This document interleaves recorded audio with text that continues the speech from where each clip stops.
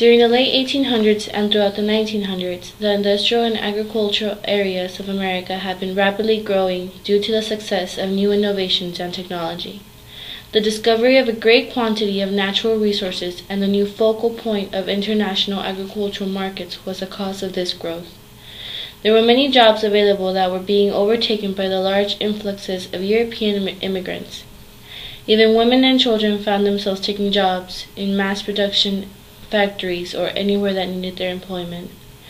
Although the new growth was great for America's economy, the working conditions and the pay was distinctly unjust and abusive to the workers. With more people than there were jobs, companies undervalued their workers and paid them less even if they were working long 10-hour shifts. The overpopulation created unsanitary environments in the workplace and the cities. It was hard to make a living, and many found themselves living in towns that were also owned by the company they worked for.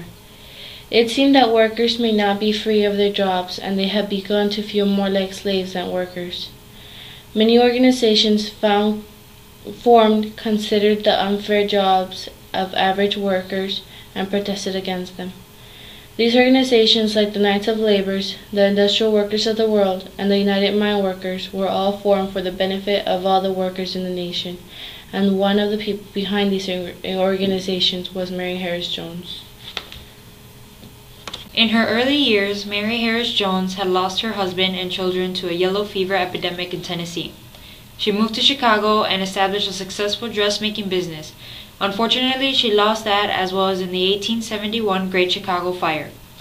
She had turned to the familiar faces of the Knights of Labor that her husband, a railroad worker, had formerly supported. She became very active in the organization and traveled wherever she was needed to promote the Union.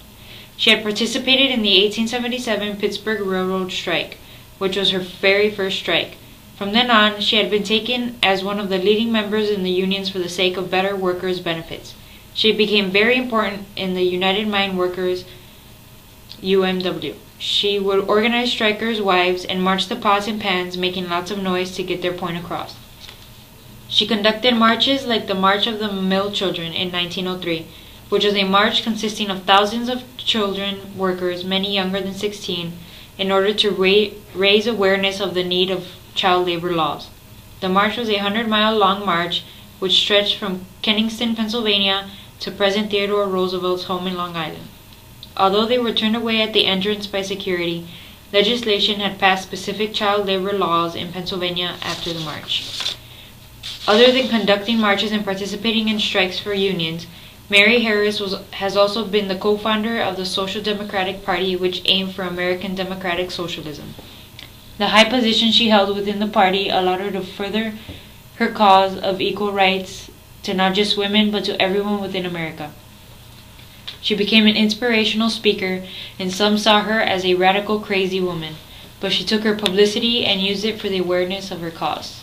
Jones was arrested in 1902 for ignoring a law passed that banned union striker meetings. West Virginia District Attorney Reese Blizzard called her the most dangerous woman in America. There sits the most dangerous woman in America. She crooks her finger, 20,000 contented men lay down. Reese Blizzard. After serving the time and had been released, she was again arrested in 1911 for conspiring to commit murder of company owners. She had threatened to call the strikers to attack them with their tools. She was arrested at the age of 82 and was sentenced to a 20-year serving, but was released only a few years later. I asked a man in prison once how he happened to be there, and he said he had stolen a pair of shoes. I told him if he had stolen a railroad, he would have been a United States Senator. Mary Jones. Mother Jones had stopped her radical actions then, and she settled for smaller roles of helping her cause. Speeches, meetings, and publishing books, Joan had kept up her fight until her passing. She was believed to be as old as 100 when she passed on November 30th, 1930. She was buried in the Union Miners Cemetery in Illinois, next to her fellow strikers and union members that she used to call her boys.